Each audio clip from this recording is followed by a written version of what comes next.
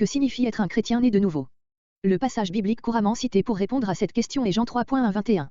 Le Seigneur Jésus-Christ s'adresse à Nicodème, un éminent pharisien et membre du Sanhédrin, principale autorité religieuse juive, qui est venu le voir de nuit pour lui poser des questions.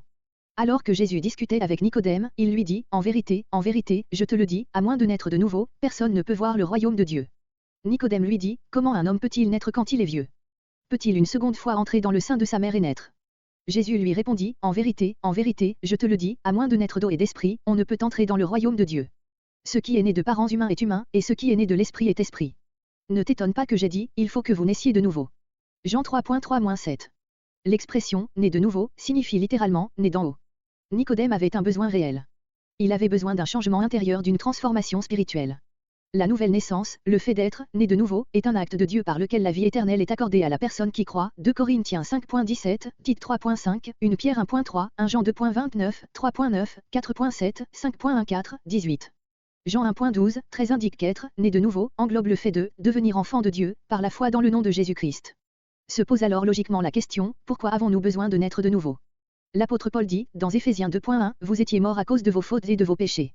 Il écrit aussi aux Romains, tous ont péché et sont privés de la gloire de Dieu. Romains 3.23, les pécheurs sont morts spirituellement et la Bible compare la vie qu'ils reçoivent par la foi en Christ à une nouvelle naissance. Seules les personnes nées de nouveau ont obtenu le pardon de leurs péchés et rétabli leur relation avec Dieu. Comment est-ce possible? Éphésiens 2.8-9 déclare, en effet, c'est par la grâce que vous êtes sauvés, par le moyen de la foi.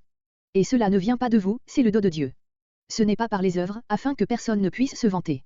Lorsqu'une personne est sauvée, elle est née de nouveau, renouvelée spirituellement, et est dorénavant un enfant de Dieu par cette nouvelle naissance. Être né de nouveau, c'est mettre sa foi en Jésus-Christ, celui qui a payé le prix de nos péchés en mourant sur la croix. Si quelqu'un est en Christ, il est une nouvelle création. Les choses anciennes sont passées, voici, toutes choses sont devenues nouvelles. 2 Corinthiens 5.17. Si vous n'avez pas encore mis votre confiance en le Seigneur Jésus-Christ comme votre Sauveur, laisserez-vous le Saint-Esprit convaincre votre cœur. Vous avez besoin de naître de nouveau. Voudriez-vous dire cette prière de repentance et devenir une nouvelle créature en Christ dès aujourd'hui?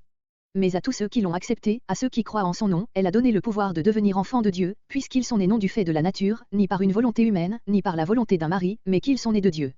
Jean 1.12-13. Si vous voulez accepter Jésus-Christ comme votre Sauveur et naître de nouveau, voici un modèle de prière.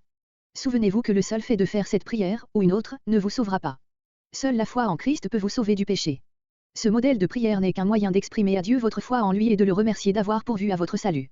Dieu, je sais que j'ai péché contre toi et que je mérite une punition. Mais Jésus-Christ a pris cette punition que je mérite sur lui-même afin que, par ma foi en lui, j'ai accès au pardon. Je mets ma confiance en toi pour mon salut. Merci pour ta grâce merveilleuse et ton pardon, pour le don de la vie éternelle. Amen.